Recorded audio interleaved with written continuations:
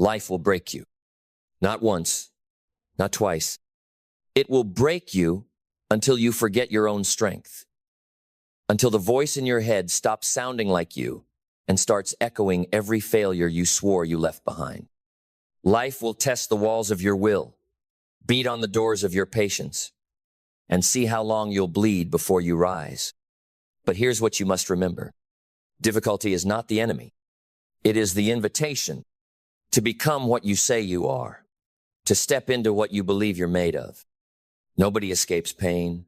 Nobody avoids hardship. Nobody walks through this life untouched by fire. But some, a rare few, emerge not just unburned, but reborn, sharper, wiser, unshakable. And that is not luck. That is a choice, a path, a series of steps taken by those who refuse to be defined by what happened to them, and instead define themselves by how they rise. And the first step is this: radical acceptance. Not passive, not surrender, but radical, conscious, soul-deep acceptance of what is, of what's happened, of where you are. Because denial is the first chain. You cannot defeat what you refuse to face. Stop arguing with reality. Stop wishing for a different past. You are not here to undo it. You are here to transcend it. Own it. All of it. The scars, the setbacks, the broken pieces. Because nothing begins until you do. And once you've accepted what is, step into the second truth. Inner command. Life might be chaos out there, but your mind must be a fortress. You can't control the waves, but you can become a better captain. Start with your thoughts. Interrogate them. Rewire them. Replace "why me" with "watch me." Replace "this is too much" with "I was made for this." Discipline your inner world like a warrior prepares for battle, because every day is a battle, and the war is always won first in the mind. The third step is clarity. Pain fogs your vision. It blurs your goals. It convinces you that survival is all there is. But you are not here to survive. You are here to direct. Sit with yourself. Strip away the noise. What do you want? Who do you want to become? What would victory look like in this storm? Define it. Write it. Burn it into your focus, like a lighthouse in a hurricane. Without clarity, every step feels like wandering. But with clarity, every storm becomes a step. Now comes the fourth step, purpose-driven pain. Most run from pain, but the rare few, they mine it. They pull the gold out of the darkness. They ask, what is this teaching me? Who is this shaping me into? Because pain is a sculptor. Brutal, yes, but honest. It cuts what doesn't belong. It burns away what's false. And if you can hold your pain with purpose, it will build you. Let every tear water your roots. Let every scar become your armor. Let every heartbreak sharpen your edge. You are not just surviving this, you are becoming something through it. Then comes the fifth step, massive personal ownership. No blame, no pointing fingers, no victim mindset. Whether you caused it or not, your life is your responsibility. That's not cruelty. That's power. Because the moment you stop waiting for someone to fix it, you begin. You become the architect, the builder, the one who says, if it's to be, it's up to me. You can't always control what breaks you, but you can control what you do with the pieces. Pick them up, build again, stronger, wiser, smarter. This is not the end of your story. It's the turning point. The sixth step, relentless action. You will not think your way out of a dark season. You will not overanalyze your way into healing. You will move. One step, one habit, one choice at a time. Progress is the antidote to despair. You don't need to know the whole path, just the next right step. Take it, and then the next, and then the next, even when it's hard, especially when it's hard. Because every step you take in difficulty is double the strength. This is where resilience is born. This is where momentum begins. This is how mountains are moved one stubborn faithful step at a time. And when you move, step 7 emerges. Environment engineering. You cannot outgrow your environment if it constantly reminds you of who you used to be. Clean it, change it, cut what drains you, cultivate what fuels you. The people, the spaces, the conversations, they either sharpen your fire or snuff it out. Surround yourself with those who speak to your future, not your failure. And become the kind of presence that commands growth in others too. Build a world that matches your mission. Let nothing around you contradict the vision within you. And then step 8, emotional mastery. You are allowed to feel. You are not allowed to be owned by your feelings. Emotions are messengers, not masters. Feel the sadness, but don't drown in it. Feel the anger, but channel it. Feel the fear, but walk anyway. Master your emotions, not by suppressing them, but by leading them. Name them. Move through them. Use them. You are not weak for feeling. You are powerful when you harness that feeling. And what do you harness it for? That brings us to step 9, creative reinvention. Life's difficulties are often disguised invitations to evolve, to create a new way of living, a new system, a new self. Don't just survive the storm. Redesign yourself through it. Let hardship give birth to innovation, to new routines, to new ways of thinking, to a version of you that wasn't even possible before the pain arrived. And when the world says, you've changed, smile and say, exactly, because change was always the point. And then comes the 10th step, spiritual grounding. Whatever your anchor, faith, values, principles, return to it. Let it hold you steady when everything else shakes. Let it remind you this pain is not permanent. This struggle is not your identity. You are anchored to something greater than the moment, to truth, to calling, to eternity. That grounding is not weakness. It is your root system. The deeper the roots, the stronger the storm must be to move you. The 11th step, gratitude in the grind. This is not about fake smiles. It's about warrior vision, seeing the value in the battle. Being grateful not because it's easy, but because it's forging something eternal in you. Thank the difficulty not because it's pleasant, but because it's purifying. Gratitude in pain doesn't mean you like it. It means you own it. And finally, the 12th, most unstoppable step, recommitment. Not once, not twice, every day, every morning, every breath. You recommit to your vision, your future, your highest self, because life will test your consistency more than your intensity. But if you wake up and recommit again and again and again, there is nothing you cannot overcome. Nothing that can bury you, nothing that can stop you. Because you are no longer just reacting to life, you are rising through it. So rise. Not with noise, but with knowing. Not with anger, but with alignment. Not with fear, but with a ferocity rooted in clarity. Because from this moment forward, you do not see difficulties as detours. You see them as doors. Doors to deeper strength, sharper wisdom, unshakable resilience. And now, you know how to walk through them. Head high, heart open, feet grounded. Because now, you don't crumble under pressure, you crystallize. Now, you don't flinch when things fall apart, you forge new things from the rubble. Now, you don't beg for rescue, you build the ladder. The world may not see the war you fight inside, but it will feel the force of who you've become because of it. Because you are no longer just surviving this life. You are shaping it with every thought, every step, every choice that says, I do not retreat. I reclaim. Reclaim your vision. Reclaim your power. Reclaim your name, not the one the world gave you, but the one that was always written inside. The name of a builder, a leader, a finisher, a force. And when the next wave comes, and it will, you'll smile. Not because it's easy, but because you remember who you are now. You've walked through fire, and you came out carrying light. And that light, that unbreakable flame, it doesn't just illuminate your path, it lights the way for others. Because the truest mark of someone who's overcome real difficulty isn't the scars they wear, it's the strength they give away. It's the way they speak life into broken souls.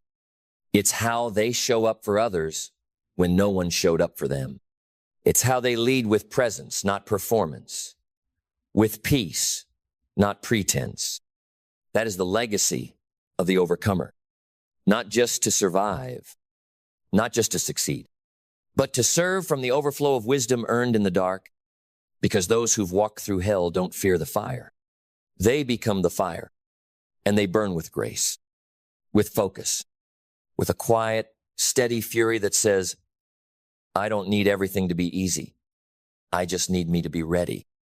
And now you are, ready to face whatever comes, not because you have all the answers, but because you've mastered the one thing that matters most. You know how to keep moving forward. Not perfectly, not painlessly, but powerfully.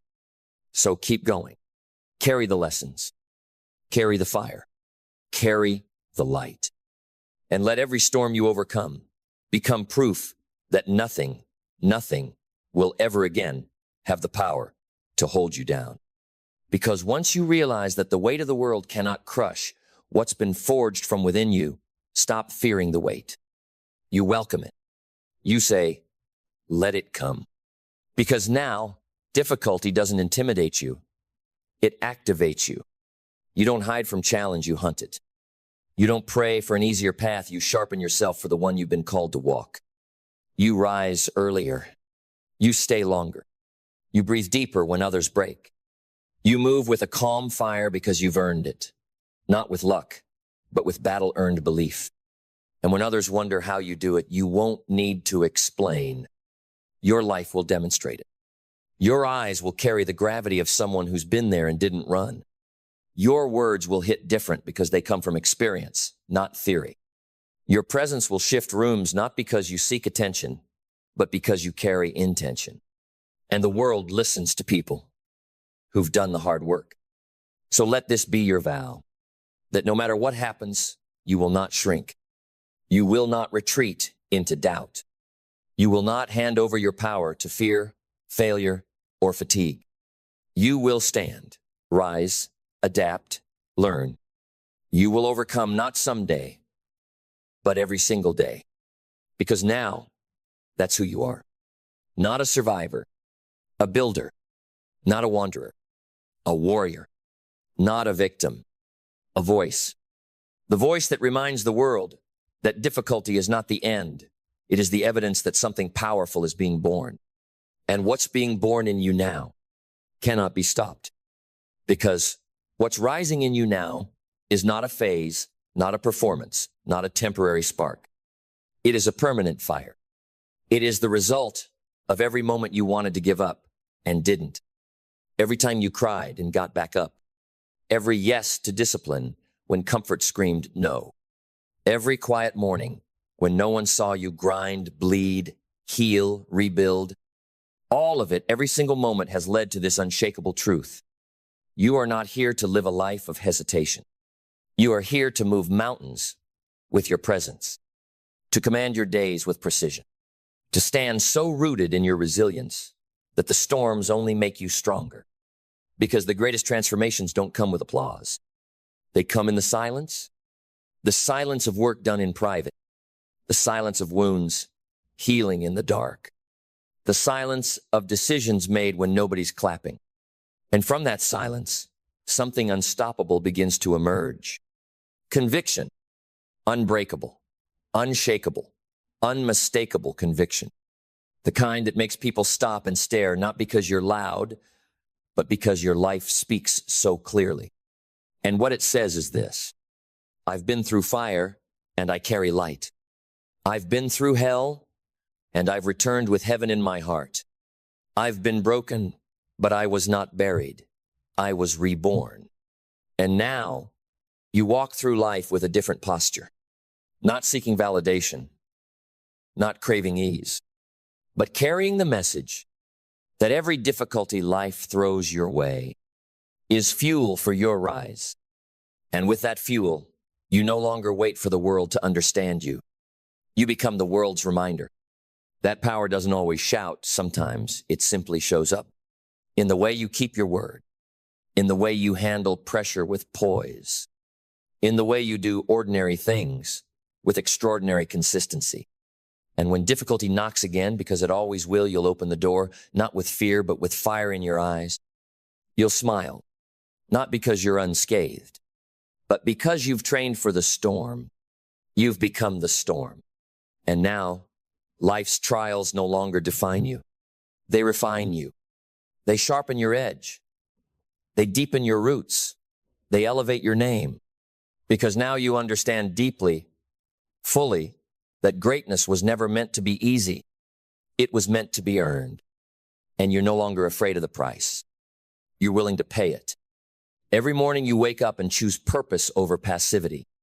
Every night you lay down knowing you gave it all. Not for applause, not for titles, but because there is no other way to live for someone who has seen their power. So take this fire, take this grit, take this knowing, and walk back into the world like someone who knows the truth.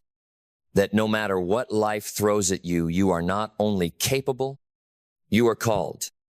You are not only strong enough to endure, you are brave enough to build. And from this moment on, there is no difficulty that can outrun the force of who you've become. And so you walk not as who you were, but as who you've chosen to become. With each step, you no longer drag the weight of doubt. You carry the authority of discipline.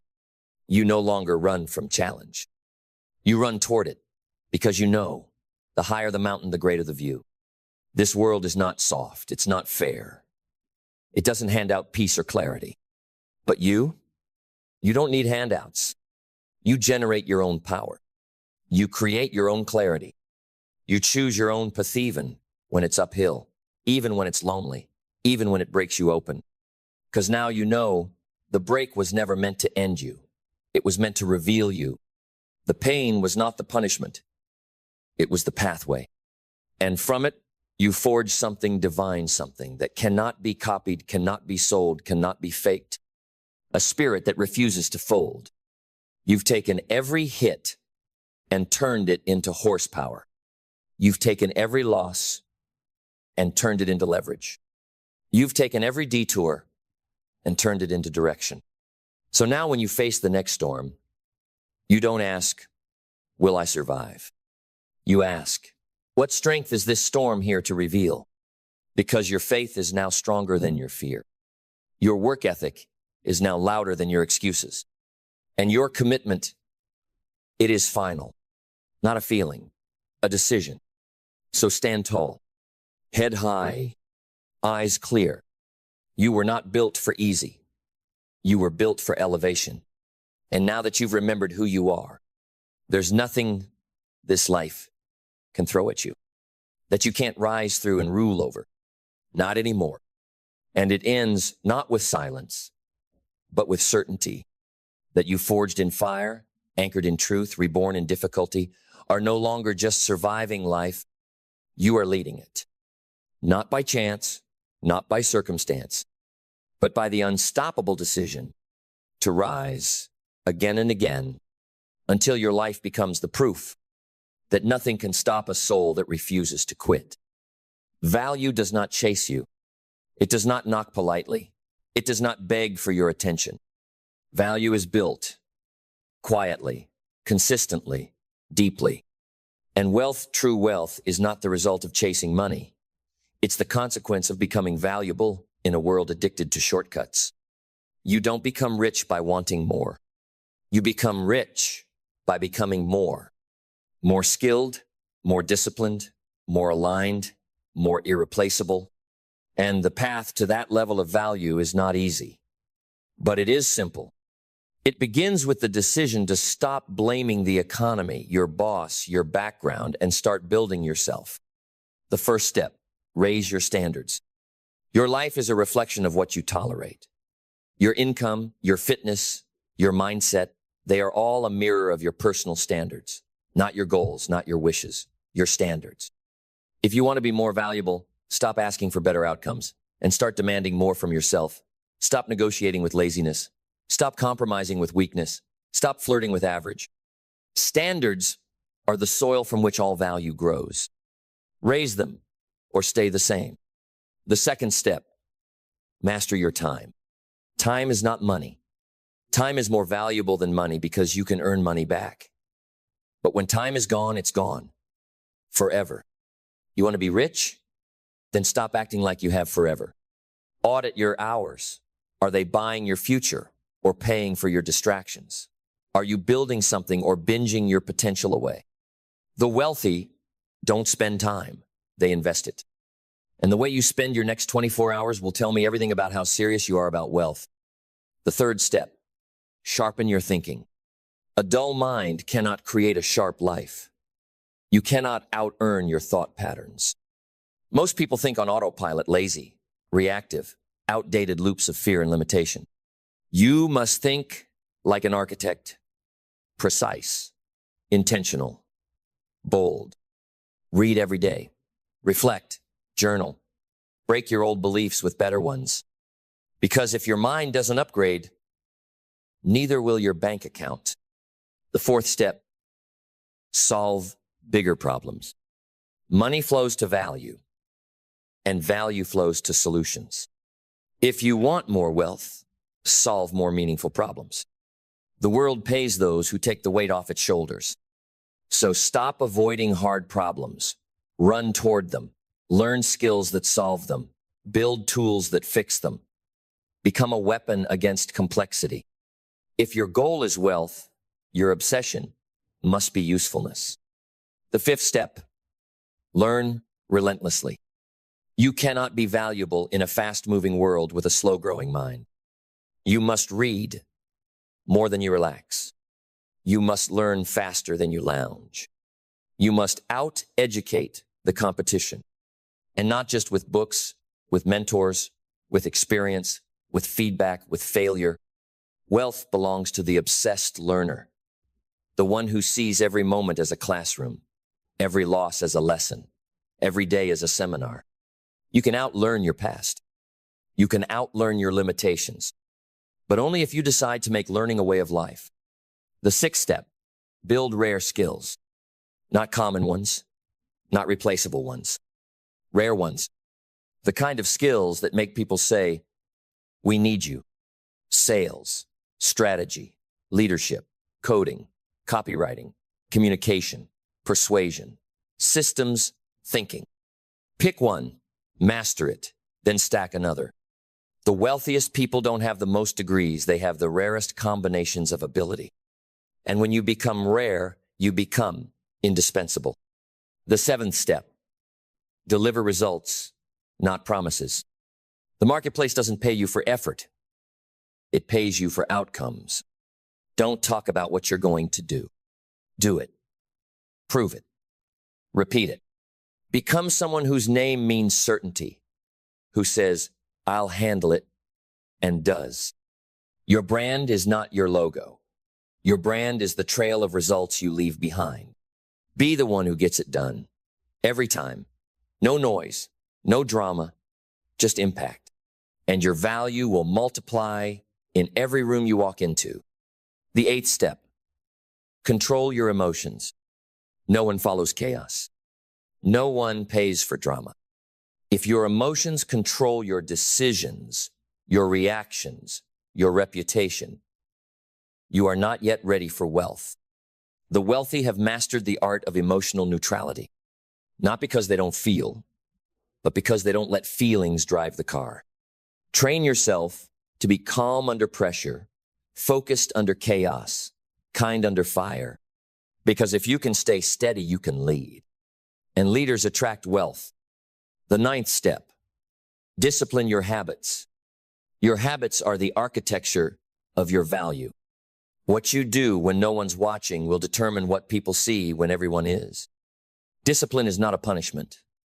It is the purest form of self-respect. Early mornings, clean eating, focused work, clear intentions. That's the rhythm of the rare. And if your days are built on discipline, your future will be built on dominance. The 10th step, Play long.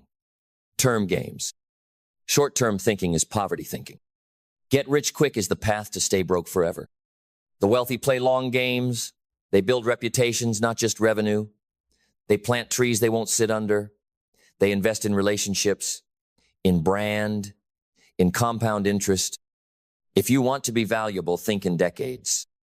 Build something that outlives your impulses, and your wealth will outlive you. The 11th step. Surround yourself with builders. Your environment will either accelerate your value or extinguish it. Look around. Who are you spending time with? Complainers, critics, consumers, or creators, builders, doers?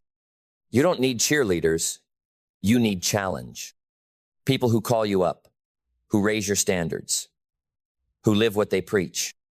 Because the people around you will either stretch your vision or shrink it. Choose wisely, because your net worth will always rise or fall with your network. The 12th step. Own something. You cannot become truly wealthy renting your life away. Own equity. Own skills. Own your schedule. Own your name. You don't get rich by just working hard. You get rich by building something that works while you sleep. Start now. Start small. But start owning. Because ownership is the foundation of leverage. And leverage is the engine of wealth. The 13th step. Multiply your energy. You are not your bank account. You are your battery. If your energy is low, your thinking is weak, your leadership is dull, your creativity is gone, protect your energy like it's oxygen. Train, sleep, fuel, recover. Energy is not a luxury. It's currency. And if you want to be valuable in the marketplace, show up like someone who runs on fire. The 14th step. Speak with precision. Words move the world. They inspire. They sell. They lead. They shape. If your communication is sloppy, your influence will be too. Speak less. Say more. Make every word land. The wealthy are not the loudest, they are the clearest. Train your speech until it cuts like a sword and heals like a balm. And people will pay to be around your clarity. The 15th step. Operate from identity. Stop trying to act like a millionaire. Start being one. Not in lifestyle, in character. Decide who you are. Then live like it's true before the money shows up. The world doesn't give you what you want. It gives you who you've become. Become the kind of person who creates wealth as a byproduct of who they are. Not desperate, not needy, not fake. Solid, grounded, proven. And then, when the money comes, it won't change you. It will amplify you. Because by then, the wealth won't be the prize. You will be. And when you become the prize, truly, deeply, unshakably, the world begins to rearrange itself around you. Opportunities find you. People seek your voice, your presence, your leadership. Not because of flash, but because of foundation. Because you carry something most don't. Proof. Proof that you've done the work. Proof that you've walked through the fire and didn't just survive, you leveled up. Because real value doesn't need a pitch. It has presence. And real wealth doesn't need a spotlight. It shines on its own. This is the final layer most never reach when becoming valuable isn't a tactic, it's your identity. When your worth isn't tied to what you own, but to who you've become. This is when the game changes. Because now, everything you touch gets better. Everything you build carries your fingerprint, clear, focused, powerful. Every room you enter starts to shift, not from your noise, but from your calm. Every conversation deepens, not because you say more, but because you mean more. This is how the greats move. Not with hype, but with history. They have receipts not just of what they've earned, but what they've overcome. They have scars turned to strategies. They have discipline that feels like gravity. And they have one thing you can't fake: integrity. Because here's the final truth, the kind of truth that echoes through generations. Wealth built without character is poverty in disguise. But value built on principle That's legacy. So if you truly want to be wealthy, not just in your account, but in your name, your time, your relationships, your life, then stop trying to get ahead and start digging deeper into your soul, into your habits, into your commitment, until every part of you aligns with the future you say you want, until the gap between who you are and who you're becoming closes. And when it does, that's when the real wealth begins. Not because you found a secret, but because you became the source. Because once you become the source of clarity, energy, excellence, and execution, everything changes. You stop chasing. You start attracting. You stop waiting. You start commanding. You stop surviving in someone else's story and begin authoring your own. That is the essence of value. It is earned, not given. It is built, not borrowed. It is lived, not faked. And the people who understand this don't just get ahead, they stay ahead. Not because of luck, but because they've built themselves to be indispensable. Their word is law. Their results are consistent. Their standards are permanent. And when the winds of change blow, because they always do, these people don't panic. They pivot. They adapt. They lead. Because value isn't rigid. It's dynamic. It evolves. It expands. It adjusts without losing its identity. And you, if you followed this path, are no longer just someone with potential. You're producing. You're not wondering when it will happen. You're building it day by day. You're not fantasizing about success. You're forging it in the small, in the silent, in the places no one claps. That's where real wealth is born, in the quiet discipline that doesn't beg for recognition. Because true builders don't just want to be seen. They want to last. And when you build for longevity, when you care more about impact than attention, something sacred happens. You stop measuring by dollars, and you start measuring by difference. What you leave behind, what you lift in others, what you've become in the process. And when that becomes your metric, wealth is inevitable, because the universe always rewards those who operate from truth. So build with truth, lead with fire, deliver with honor, and rise every day with this question etched into your spirit. How can I become more valuable today than I was yesterday? Because if you ask it, live it, embody it, you'll never have to chase wealth again.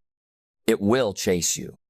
And when it does, when wealth starts to knock on your door, not because you screamed for it, but because you prepared for it, don't be surprised. Receive it like a warrior greets the sunrise. Calm, ready, unmoved by the arrival, because the becoming already happened. By then, money is no longer your mission. It is your megaphone. It amplifies who you are. It fuels your vision. It strengthens your reach. But it no longer defines your worth, because you already did that. You defined it every time you chose discipline over distraction. Every time you said yes to the work and no to the noise. Every time you showed up early, stayed late, learned again, tried again, refined again. This rare, refined version of you is what the world pays for. Not the product, not the pitch, but the presence behind it.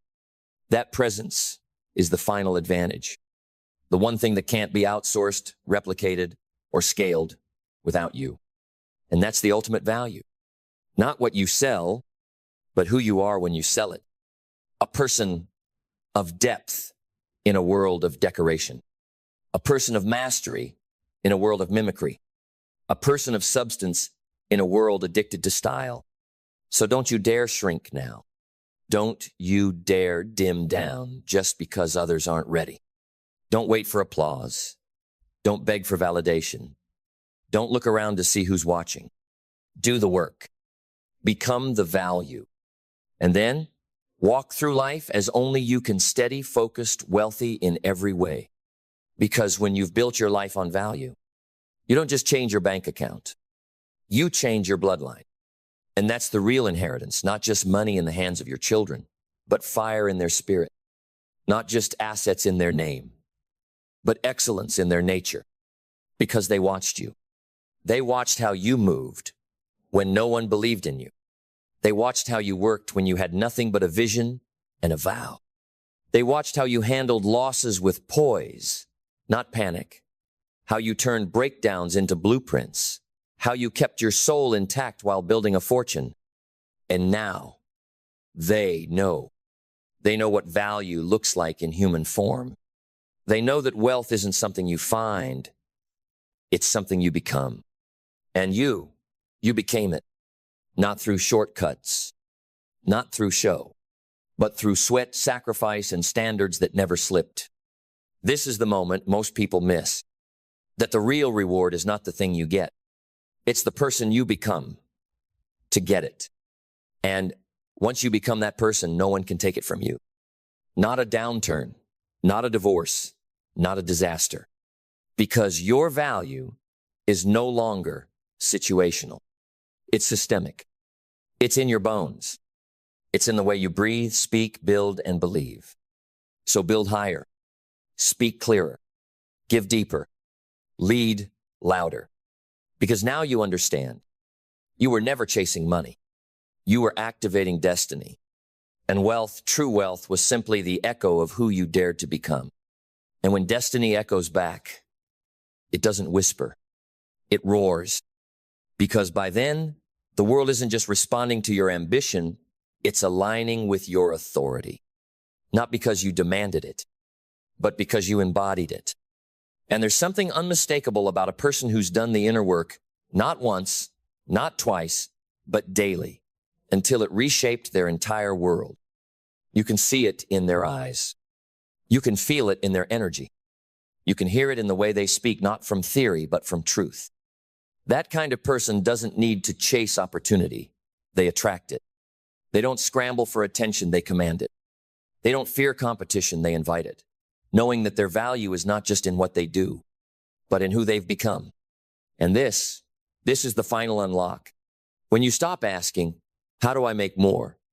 And start asking, how do I become more? When you realize that the greatest investment you'll ever make is not in stocks, not in real estate, not in crypto, but in you, in your standards, in your skills, in your systems, in your soul. That's when everything shifts. That's when you stop playing the game and start rewriting it. So build every day, without excuse, without distraction, without apology. Build the mindset, build the value, build the wealth.